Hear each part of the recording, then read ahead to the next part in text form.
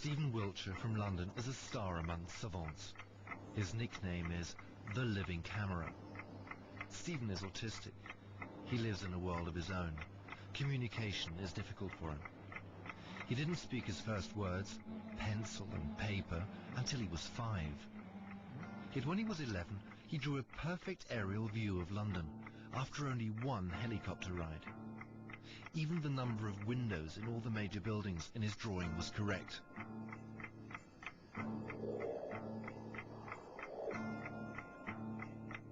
For this film, we're testing the living camera in Rome.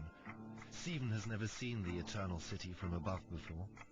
After only a 45-minute helicopter flight, we'll ask him to draw a 5.5-yard panoramic picture of the historic city centre. Without having a second glance at it, Stephen has 3 days. In these 3 days, Stephen will have to keep thousands of details in his head. The innumerable cupolas, the tiny winding streets, all the balconies and windows of the endless array of houses, and each and every column and window arch of Rome's major sites, from the Pantheon to St. Peter's to the Colosseum.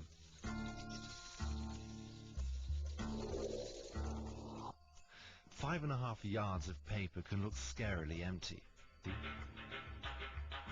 The amazing thing, Stephen starts the drawing as we would, with the Church of St. Peter's. But he doesn't do any sketches, nor roughing out of the space for the drawing. It's as if the panorama already existed within his head, with all the proportions, all the roads, all the details. At the end of the second day, Stephen is a good halfway through his creation.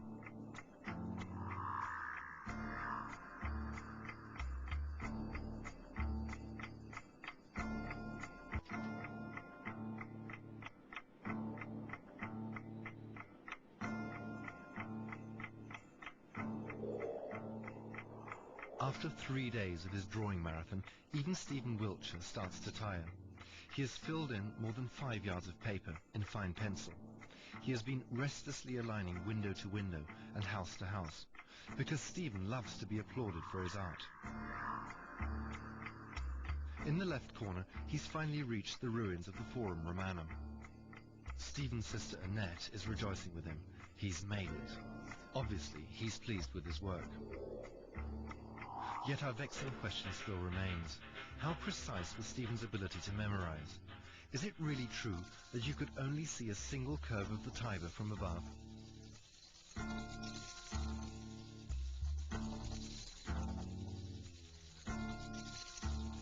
We started to compare the accuracy of the drawing with the real thing. Is Stephen's version of St. Peter's cupola too dominant? Yet here again, like with the curve of the Tiber, Stephen is frighteningly right.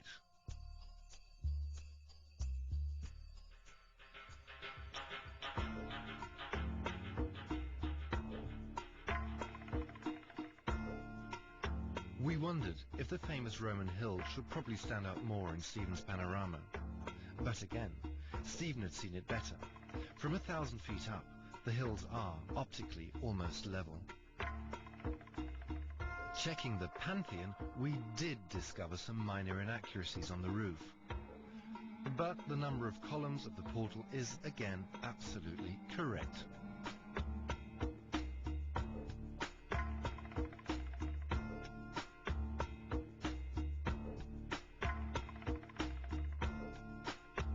And, despite our doubts, Stephen has drawn one of the most complex buildings, the Colosseum, so precisely, it's practically a blueprint of reality.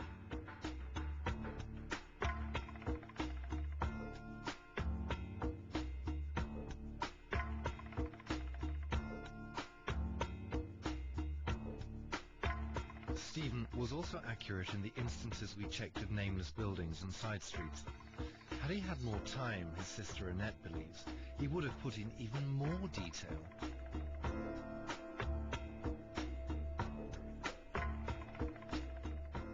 Some of the areas of all of that part, lots of detail, remembered things of some of the cities and the neighborhoods and the villages. And then the easy part is St. Peter's and Forum and Colosseum, and memorize it by head and that, and by memory.